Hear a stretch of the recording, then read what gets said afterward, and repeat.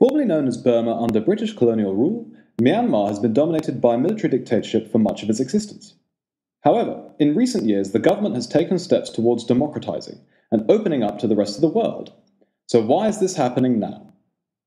Myanmar gained independence from British rule after World War II, partly due to the costs the war had on the overstretched empire, and partly due to nationalist Burmese resistance led by Aung San.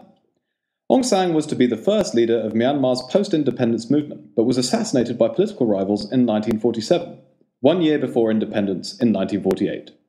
The next decade was subsequently marked by political turbulence, in which the military became increasingly unsatisfied with the quality of civilian governance, which was corrupt and inefficient. The military ultimately took complete control in 1962. The 60s, 70s, and 80s were marked by economic decline. There was constant warfare between the military government that controlled the center of the country and the armies of ethnic minorities and Chinese-backed communist insurgents who controlled its borderlands. In 1988, recession and warfare came to a boiling point as demonstrations took place across the country. The military violently cleared the protests and remained in power. In the 1990 elections, Aung San's daughter, Aung San Suu Kyi, and her party, the National League for Democracy, won by a landslide. Her victory, however, was disregarded, and Aung San, along with many other leaders, was subsequently arrested. Aung San Suu Kyi stayed under house arrest for nearly 20 years. The military has thus ruled the state for much of its independence.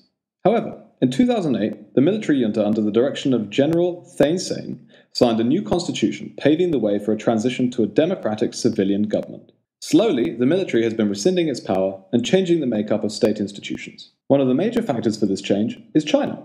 After the 1988 crackdown on demonstrations and the following international isolation, Myanmar was forced into the arms of China, who funded and protected it. This democratization strategy is in part designed to counterbalance China's influence in the country. By turning to democratic rule, Myanmar can and has ended its isolation in the international community by improving upon basic rights within the state, a prerequisite to ending sanctions and the resumption of diplomatic ties. Another factor is the widening development gap between Myanmar, its neighbors in the region, and the rest of the world. Southeast Asian states are part of a regional partnership called the Association of Southeast Asian Nations, ASEAN. In order to satisfy the demands of its partnership, Myanmar must catch up and meet some of the minimum economic and democratic requirements. Whilst democracy appears to now have a foothold, there is still some way to go. The military retains vetoing power in parliament and maintains significant institutional power through key positions. A central figure in the fight for democratic reform, Aung San Suu Kyi, and her 2-decade-long house arrest was well publicized around the world. However, the ongoing tension between democratic transition and military power can still be felt in the army's attempts to squeeze her out of politics altogether.